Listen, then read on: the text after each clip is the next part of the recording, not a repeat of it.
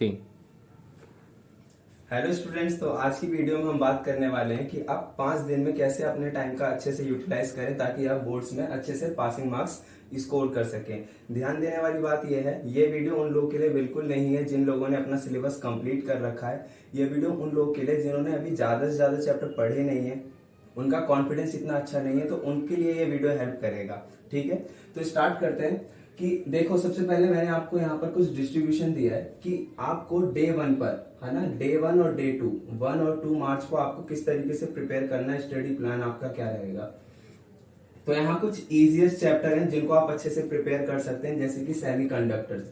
आप semiconductors, EMI, EM wave, dual nature of radiation and matter and atoms and molecules, आप ये chapter आप first 2 दिन में क्या नाम है अच्छे से कवर करेंगे। आप किस तरीके से आप इसको कवर करेंगे और इसको कवर करने के बाद आप कितने मार्क्स सिक्योर कर लेंगे अपने बोर्ड एग्जाम पे, उसके ऊपर थोड़ा सा बात। तो सबसे पहले बात करते हैं सेमीकंडक्टर्स की।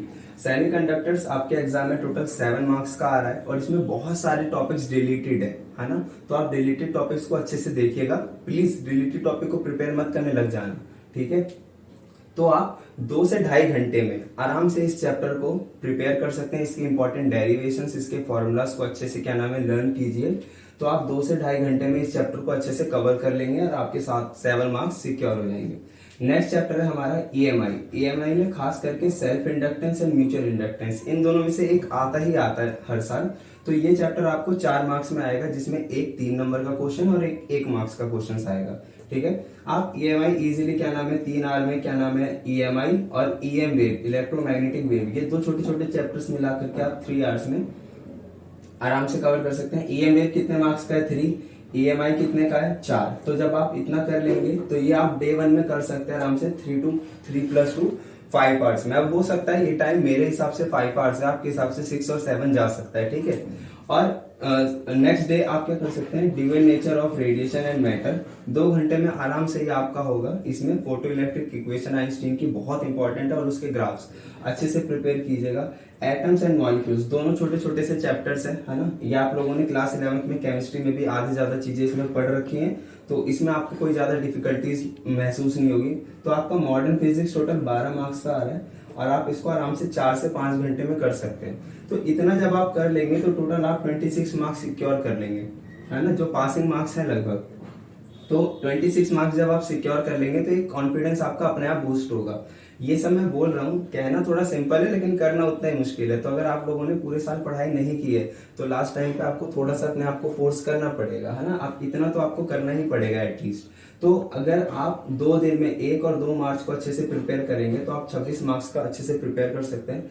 इसके बाद, है ना, ये उतना मिनिमम है जितना आप करके ही जाएंगे। इसके बाद आपके पास अच्छा खासा टाइम बचा हुआ है, तो आप 3 मार्च को क्या करेंगे वो देखिए।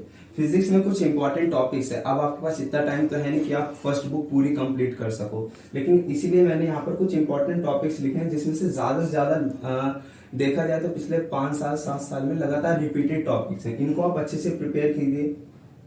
आप नोट से प्रिपेयर कर सकते हैं, आप वीडियो लेक्चर से प्रिपेयर कर सकते हैं। अगर आप नोट से प्रिपेयर करेंगे तो एक आपको बेनिफिट मिलेगा कि आपका टाइम सेव होगा, है ना।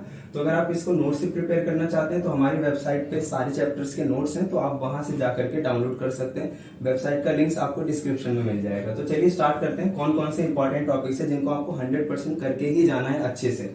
पहला है मूविंग कॉइल गैल्वेनोमीटर, है ना। गैल्वेनोमीटर क्या है, किस तरीके से गैल्वेनोमीटर अमीटर और क्या नाम है वोल्ट मीटर में कन्वर्ट किया जा सकता है, इसको आप अच्छे से प्रिपेयर कर लेंगे। शंट क्या है, 1 नंबर का क्वेश्चन इधर से आ सकता है। Series LCR circuit, phasor diagram अच्छे से आप इसको याद करके जाएंगे, जितने भी ग्राफ्स हैं। सीरीज एलसीआर सर्किट का पूरा सर्किट डायग्राम, फेजर डायग्राम अच्छे से आप इसको प्रिपेयर करना, और बहुत छोटा सा ये 5 मिनट में आराम से आप कवर कर लेंगे। Force between 2 parallel current carrying conductor, again magnetism का सबसे सिंपल टॉपिक में से एक है लेकिन बहुत इंपॉर्टेंट है। क्यों इंपॉर्टेंट, मतलब क्या कि पूछ बहुत बार रहा है सीरियसली, तो आप इसको अच्छे से प्रिपेयर कीजिए। अगला है प्रूफ ऑप्टिक्स का एक छोटा सा topic, proof of law of refraction, ठीक है। स्टार्टिंग में ही आपको आएगा law of reflection and refraction. आप लोगों ने रिफ्लेक्शन आपने पहले प्रूफ किया हो, लेकिन आपको हाइगन प्रिंसिपल से इस साल वेव थ्योरी वाले में बहुत सारे चैप्टर्स डिलीटेड हैं, तो यानी कि ये डेरिवेशन ये डेरिवेशंस आपकी 100% आने के चांसेस हैं, तो इसको अच्छे से प्रिपेयर करो। दूसरा, expression for drift velocity, current electricity का बहुत बहुत इंपॉर्टेंट टॉपिक है। Expression for drift velocity 2 marks और 3 मार्क्स में इसकी डेरिवेशंस आती है, तो इसकी डेरिवेशंस को आप नोट से अच्छे से प्रिपेयर करें। ठीक है। अगला है properties of dia, para and ferromagnets. इन 3 मैग्नेट्स की क्या प्रॉपर्टी है, कौन अच्छा है, किसके लिए क्या नाम है, कौन कौन सी वैल्यूज वेरी करती है, ग्राफ्स, इसको अच्छे से आप, मैग्नेटिज्म का ही टॉपिक है, आपको नोट्स में मिल जाएंगे ये सारे के सारे प्रॉपर्टीज। 1 से 2 पेज के हैं, ज्यादा टेंशन लेने वाली बात नहीं है। 1 से 2 पेज के 10, 15, 20 मिनट लगा करके आप इजीली इसको फिनिश कर सकते हैं। अगला टॉपिक है लेंस मेकर फॉर्मूला। ऑब्वियसली अगर आपने ऑप्टिक्स नहीं पढ़ी है तो ये थोड़ा सा करना आपके लिए थोड़ा सा टफ जाएगा। 2-3 टॉपिक्स हैं जो आपको थोड़ा टफ लगेंगे, लेकिन यार आपके पास 3 मार्च है ना, पूरा दिन आपको ये कुछ टॉपिक्स के ऊपर अच्छे से काम करना है। आप आराम से श्योर शॉट अच्छा पासिंग मार्क्स से ज्यादा ही स्कोर करोगे। ठीक है। तो क्या है लेंस मेकर फॉर्मूला, इसकी डेरिवेशन और इसके ऊपर न्यूमेरिकल्स। न्यूमेरिकल में टेंशन न लेना, फॉर्मूला बेस्ड न्यूमेरिकल आते हैं बस, है ना। इसकी डेरिवेशन करनी है। ट्रांसफॉर्मर, ट्रांसफॉर्मर क्या है, किस लिए यूज करते हैं, step up step down transformer क्या होता है, प्रिंसिपल, किस प्रिंसिपल के ऊपर ट्रांसफॉर्मर काम करता है, ये सारे टॉपिक्स आपको करने हैं। तो जब आप इतना कर लोगे ना, तो अभी आपने 1 मार्च, 2 मार्च, 3 मार्च का अच्छे से शेड्यूल कर लिया है, तो आप 3 दिन में अच्छे से आप प्रैक्टिस कर चुके हैं। अब 4th मार्च को आपको क्या करना है वो बहुत इंपॉर्टेंट। देखो आपने 3 दिन अच्छे से क्या नाम है अपने आप को बैठाया कि स्टडी प्लान पे काम किया, लेकिन अगर आप 4th और 5th मार्च में अगर अच्छा काम नहीं करेंगे तो सारी मेहनत खराब होगी।